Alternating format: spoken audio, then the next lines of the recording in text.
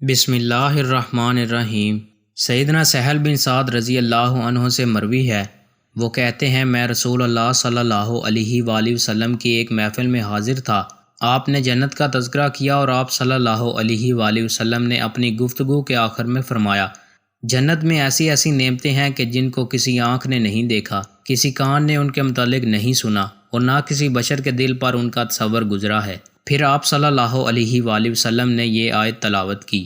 ترجمہ: ان کے پہلو بستروں سے الگ رہتے ہیں اور وہ اپنے رب کو خوف اور امید سے پکارتے ہیں، اور ہم نے ان کو جو رزق دیا ہے اس میں سے وہ اللہ کی راہ میں خرچ کرتے ہیں۔ ان کی آنکھوں کی ٹھنڈک یعنی راحت کے لیے ان کے کیے ہوئے اعمال کی جزا کے طور پر جو نعمتیں پوشیدہ رکھی گئی ہیں ان کو فی الحال کوئی بھی نہیں جانتا۔ سیدنا اسود بن سریہ رضی اللہ عنہ سے روایت ہے، نبی کریم صلی اللہ علیہ وآلہ وسلم نے فرمایا، قیامت کے دن 4 قسم کے لوگ اللہ تعالیٰ کے حضور پیش ہوں گے۔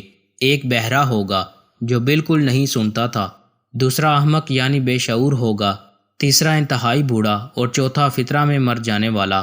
بہرا آدمی کہے گا، اے میرے رب، میرے پاس دین اسلام اس وقت آیا تھا جب میں کچھ بھی نہیں سنتا تھا۔ احمق کہے گا، اے میرے رب، اسلام تو آیا تھا لیکن میں اس قدر بے شعور تھا کہ بچے بھی مجھے مینگنیاں مارا کرتے تھے۔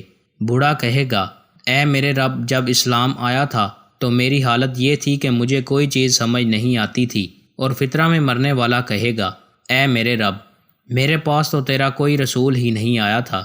یہ سن کر اللہ تعالیٰ ان سے پختہ عہد لے گا کہ وہ اللہ تعالیٰ کی ضرور بالضرور اطاعت کریں گے۔ پھر اللہ تعالیٰ ان کی طرف پیغام بھیجے گا کہ تم اس آگ میں داخل ہو جاؤ۔ رسول اللہ صلی اللہ علیہ وآلہ وسلم نے فرمایا، اس ذات کی قسم جس کے ہاتھ میں محمد کی جان ہے، اگر وہ اس آگ میں داخل ہو جائیں گے تو وہ ان کے لیے ٹھنڈک اور سلامتی والی ہوگی۔ دوستوں، مزید اچھی ویڈیوز کے لیے چینل کو سبسکرائب لازمی کریں۔ بہت شکریہ۔